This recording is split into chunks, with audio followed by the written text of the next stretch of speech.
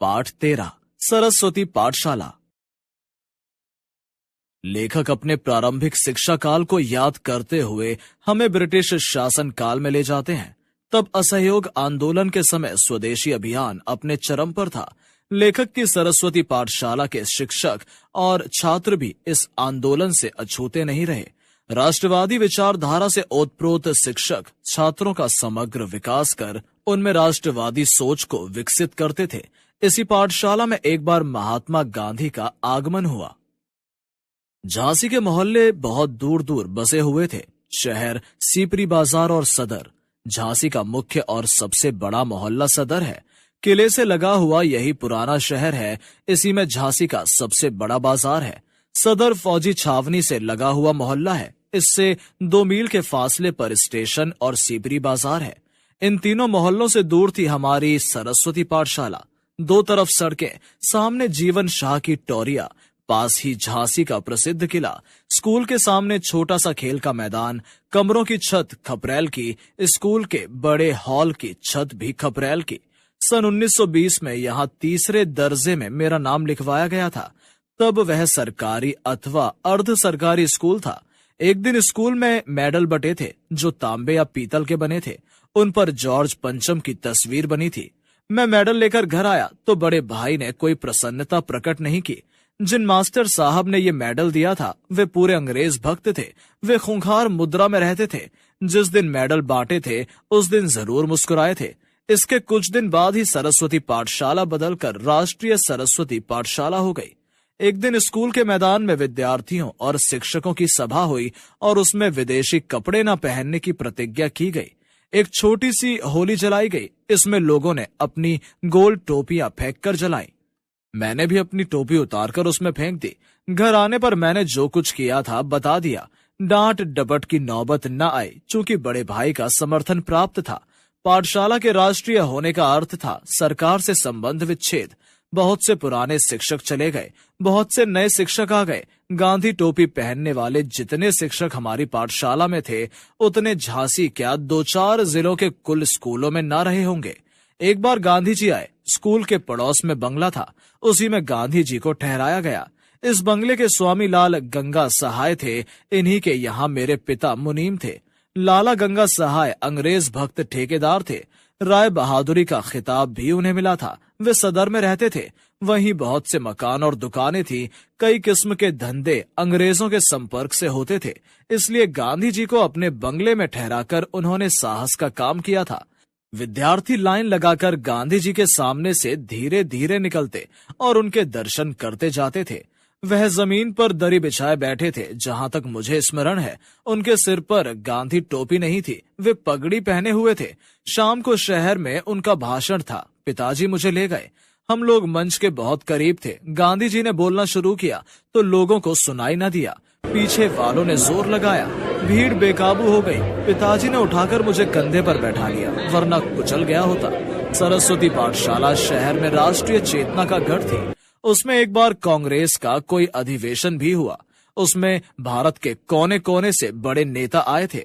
उसके स्वागताध्यक्ष क्लिष्ट हिंदी के आचार्य चंडी प्रसाद हृदयेश थे। उनका छपा हुआ भाषण बांटा गया, जिसे मैंने कई बार पढ़ा पर समझ में कुछ भी न आया। ब्रजभूषण लाल त्रिपाठी निश्चल कवि, नाटककार और अध्यापक थे।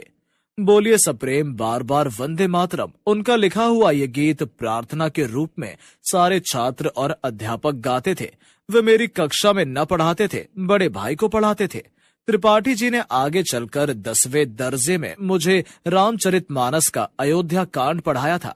करुणा से अवरुद्ध कंठ, आंखें छलछलाई हुई, घनी मूछों में ओठ कुछ कहने का विफल प्रयास करते हुए। लगता था त्रिपाठी जी स्कूल के कमरे में नहीं है, तुलसीदास के साथ भरत और कौशल्या का साक्षात दर्शन कर रहे हैं। सरस्वती पाठशाला के एक अन्य अध्यापक रुद्र नारायण जी के बारे में महान उपन्यासकार वृंदावन लाल वर्मा जी लिख चुके हैं।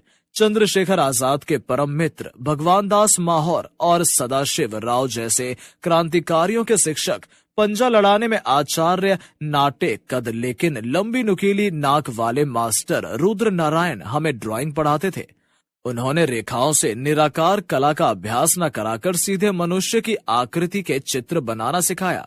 स्कूल के पास अच्छी काली मिट्टी थी, उसे हम लोग खोद लाते थे और वो हमें मूर्तियां बनाना सिखाते थे।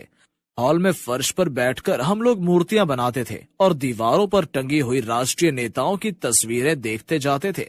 इनमें से कुछ या अधिकांश मास्टर रुद्र नारायण की बनाई हुई थी।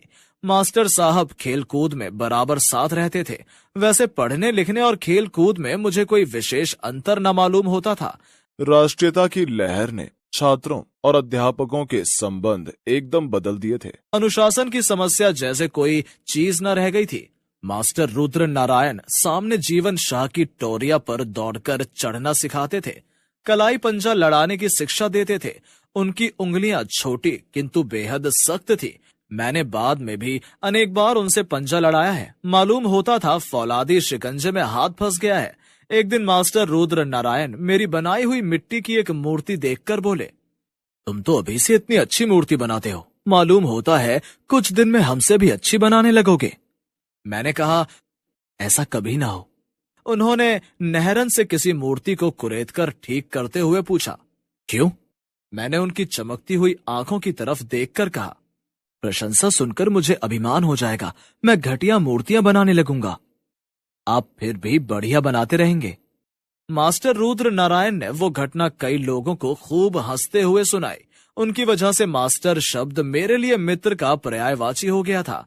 उनका घर एक म्यूजियम ही था जिसमें तरह तरह के चित्रों, मूर्तियों आदि की भरमार थी।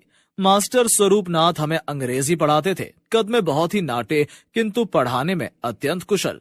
उनकी लिखावट बहुत ही सुंदर होती थी। मैंने उन्हें विद्यार्थियों को झिड़कते देखा हो इसकी याद नहीं।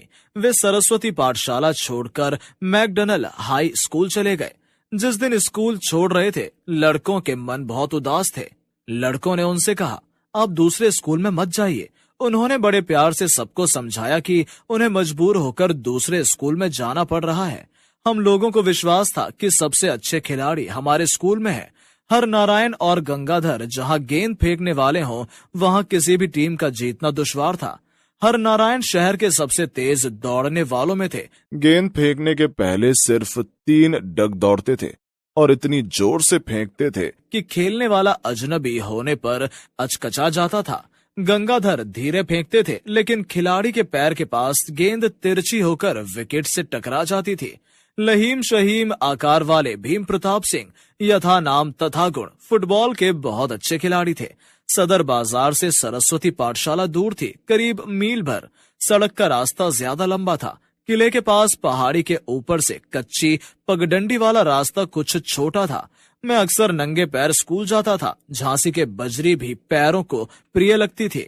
स्कूल के ध्यान में रास्ता मालूम ही न होता था। संभवतः सरस्वती पाठशाला की आर्थिक स्थिति अच्छी न थी। 5वां दर्जा पास करने के बाद अपने भाई के साथ मैं भी मैकडॉनल्ड हाई स्कूल आ गया। लेकिन सरस्वती पाठशाला के राष्ट्रीय होने के बाद 2 वर्षों तक वहां के वातावरण ने मन पर एक अमिट छाप डाल दी थी। वैसा वातावरण फिर ना मिला।